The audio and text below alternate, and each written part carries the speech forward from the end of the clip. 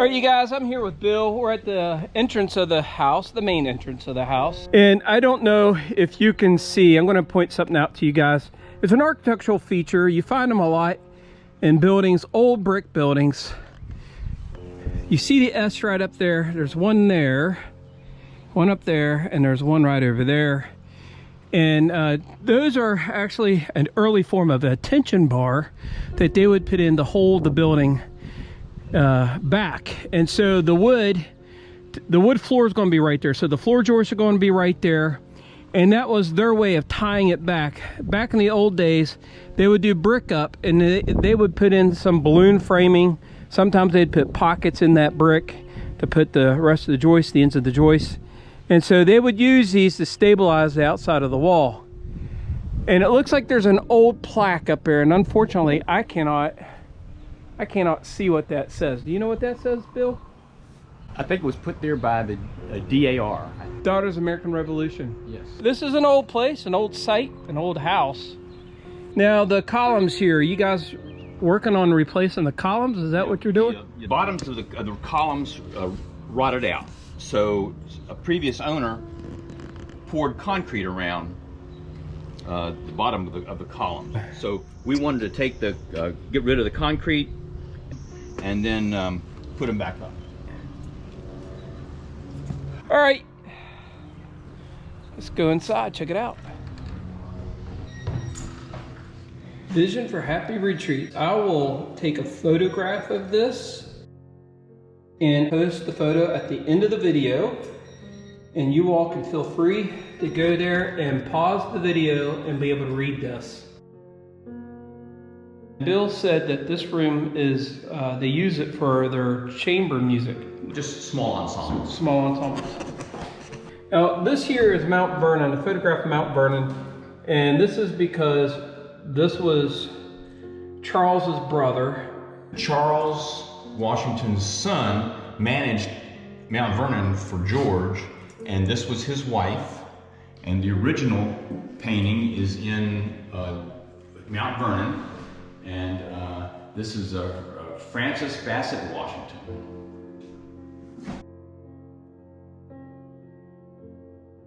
All right, so this is what Charles Washington looked like, and he was the proprietor and the owner of this house. And this is a reproduction of his portrait. That was his wife, Mildred Thornton Washington.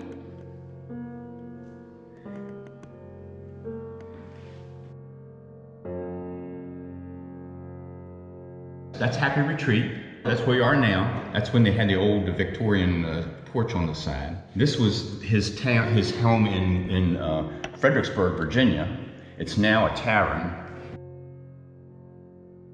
And this is Rebecca Cunningham Washington. She was born in 1821 and died in 1890 is what it looks like to me. She was married to one of the Washington sons, John Augustine Washington, and she lived at Blakely, one of the 5 Washington homes in Jefferson County. All right, you guys, we're in another part of the house. We're in one of the wings, and Bill says that this is the room that has been the least touched historically. So the cupboards over here, he said that maybe there were probably cupboards over here.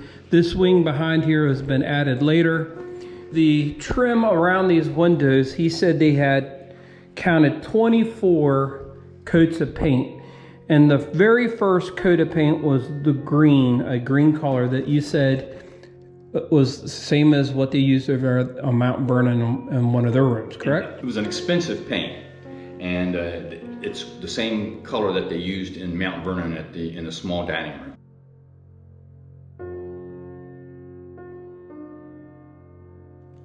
All right, you guys, we're in the display room, which will be the, where you're going to be displaying the artifacts. Future display room. Future display room. So some of the stuff you see in the video that we dug up may be in this room, right? Mm-hmm. If you've never seen this famous painting, it's George Washington crossing the Delaware. And the sword that you see right there. Yeah, that's a photo of the actual sword, and I think it's in the Smithsonian.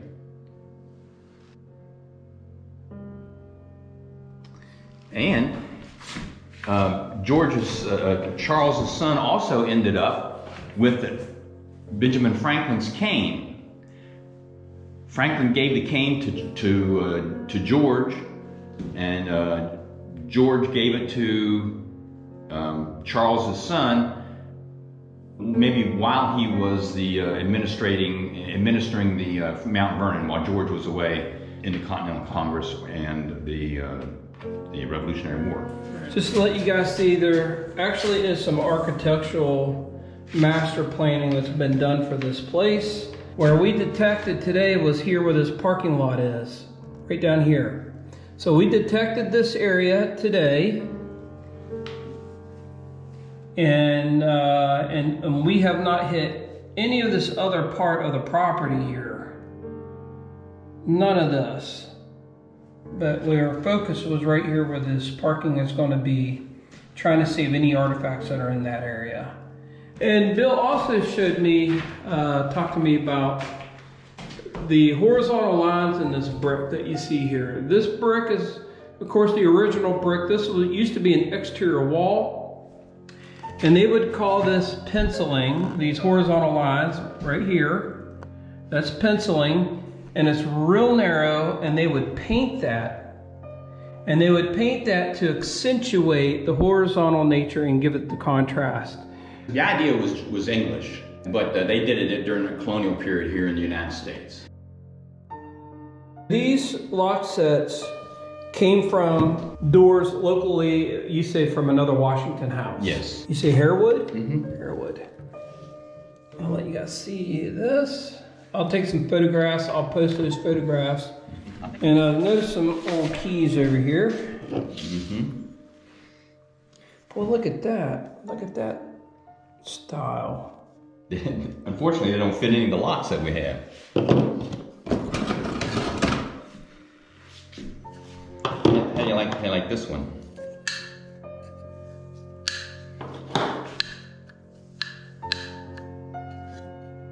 Huh. Were they taking this out of the house and just tossing them, or how were you able to get these? Well, they were. They didn't throw them away, but they did replace them in the old home. Very interesting. All right, you guys. Bill's telling me that this house behind us, the main part was built in 1840 or in the 40s, 1840s, and they hypothesized that there was an earlier house here on this site, and it faced south. And we are facing south now. There is a deer right between these trees right there. But Bill says that he believes the house stood here, and he's got ground penetrating radar coming. So they call that LIDAR, and they're going to come in here and they're going to map this all out. But the hypothesis is the old original house in the, earlier than 1780s sat right here, and the wings went out around this way and around this way. There is a house that reminds me of, and it's in Blennerhassett, and it's on a Blennerhassett Island. You guys can take a look at that. I might post a photo of it, and it was a manor house with those wings on it. Now, I don't know if that's what this was, but it kind of sounds like it, and there's reasons why he's saying that as well, because there's an old well here, and of course I see some foundation, part of an old foundation right here, right there. I told Bill, I said I saw this earlier. I don't know if it goes all the way across, but they think some of the house stood right in here. And what makes you think the original house stood there, back in here? Well, we know that the original kitchen was here, and even though this is a cistern, now it may have been a well at one time. So the cistern, the kitchen, and the well, and then the house, it would just been convenient to do it that way. Okay. And there is some written account of the house, and it referred to a dog trot between the wing and the house. Okay. So. And you think that dog trot is right over here? Maybe. Mm-hmm.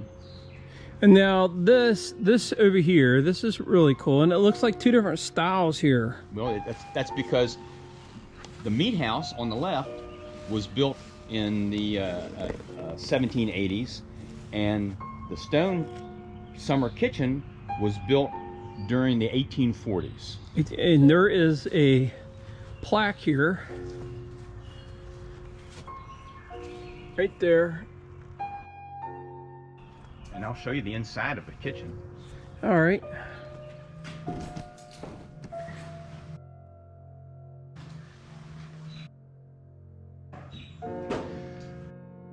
Yeah, that's a beehive oven. We have not restored that yet, but we intend to.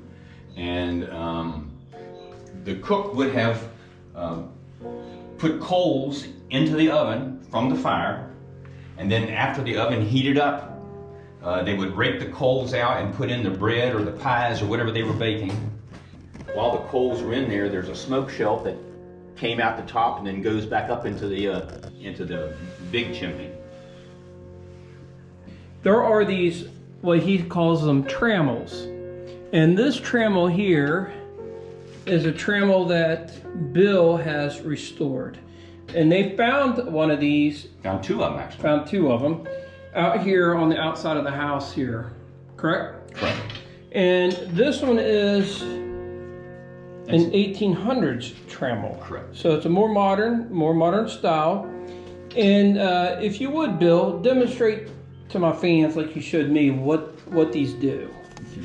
This it regulates the height of the pot above the fire or coal, so they could lower or raise the trammel according to the height they wanted above the fire. That's for warming up a bed in the wintertime. You put the coals in it and then rub it over your sheets and warm up the bed before you get in it. This is, they put the handles separate so that they would stay cool. And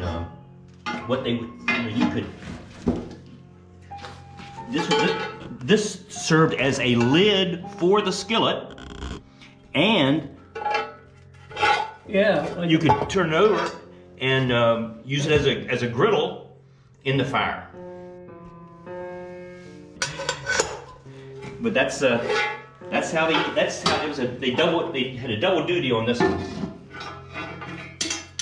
This is dry sink. But that's a trivet underneath. Keep it off of the wooden table or whatever you're using. All right, you guys, we're coming upstairs to that kitchen, and man, this is really cool. Now, and there's a chamber pot. I'm familiar with those. My great grandma still had one of those in her house when I was a kid. Now, who would live up here? A slave would have lived up here. We have a low post bed, and then this is this bed could slide underneath of the other bed if you needed the room. They would have used something like this to tighten up the rope on the bed, called a Spanish windlass. Both of these are rope beds, and they would have used something like this to tighten up the rope. Probably heard the term sleep tight, don't let the bed bugs bite. Yeah. Well, sleeping tight means tightening up your bed with one of these.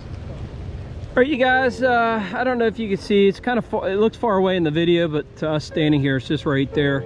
There's an octagon building, and that building used to sit right here behind where this building is, right here. So it sat here originally, and then it was moved at some point in time over here between these two trees here. And then at some other later time, it was moved over here. Actually, did you guys move it over there, or was it back there? It was here originally, right. Then it was moved over here, and then it was moved back in those trees. Okay. And this is the third time it's been moved, and it's going to be the last. Now, you guys moved it here, though? Yes, we moved it here. And they're working on putting a foundation underneath of this and keeping it off the ground. The question is, what was it? Was it a guardhouse, a tool shed? you know, some of these old manor houses, I told Bill down in Williamsburg, you could see stuff like this in Williamsburg behind those old homes. So this is a little bigger version of one of those though. So I don't know what this is. If you guys know, let us know, but it's octagonal. All right, we're gonna keep going. I mean, it's raining a little bit, so if you guys see the rain falling, that's what it is. Okay, so we're just off of the house here. Bill is taking me to where the slave quarters were located here in the yard. Because of the dry weather, you can see the outline of the yeah, the foundation. This is where the slave quarters stood right here. Bill showed us a site plan, and it shows what it says is ruins. We don't know what kind of ruins those are. They don't know either. And so that's another place we're going to detect in the future, try to figure out what was there. We're going to head there now. He said this was a bank barn, and it's right here where these weeds are. Let's take a look. The top part of the barn would have been over here. The second floor would have been up there against that bank.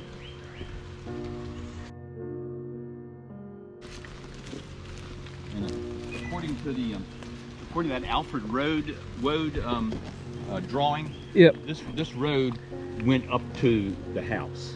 This was here during the Civil War. This road here was here during this. The bank barn was here during the Civil War. This was here during the Civil War. All right, you guys, we're at the creek on the property, and we're just taking a look. Bill is telling me that the organization that owns and manages the house and working on the restoration, they're going to actually put a footpath here, a footbridge across this little creek.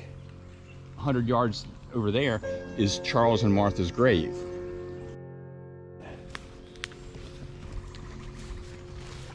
All right, you guys, we're gonna end the video right here. We're back at the house. We just took a tour through the property, looked at the barn ruins, looked at the creek. There are some other ruins down in there. The weeds and the plants and everything was just too high for us to get in there, and we don't really know where they are. So I told Bill, I said, if we can come back in here in the fall, when there's been some snows even, maybe in the winter time, we'd have a better opportunity to be in there and look and see what's in there. But I hope you guys enjoyed this little side adventure, taking a look at this house that they're restoring here. Really appreciate Bill taking the time and out of his day to show us, you guys and me as well, this historic, beautiful property, what all their plans are here, and how we're playing a part in finding these artifacts so they can be displayed in this house. So really appreciate it, you guys, if you'd hit like, share, and subscribe, and follow me on this channel, and I plan on having other videos on this site. Until then, you guys, I'll catch you on the next one. Take care and God bless. I popped it out, my very first plug, very first artifact.